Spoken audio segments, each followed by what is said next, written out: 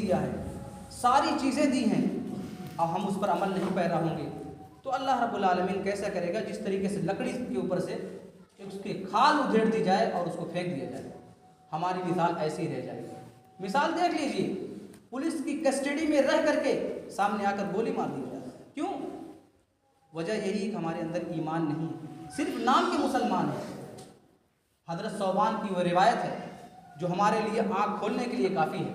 हज़रत सौबान रज़ियल्लाहु ताला अन्हु इरशाद फरमाते हैं, अल्लाह के प्यारे हबीब सल्लल्लाहु अलैहि वसल्लम ने फरमाया, एक दौर ऐसा आएगा कि तुम्हारे ऊपर दुश्मन टूट पड़ेंगे। कैसे?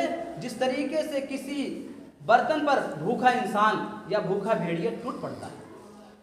अल्लाह के नबी सल्लल्लाहु अलैहि वसल्लम ने जब ये बात सहाबे कराम को बताया, सहाबे कराम ने कहा, क्या उस वक्त हमारी तादाद कम होगी या रसूल अल्लाह?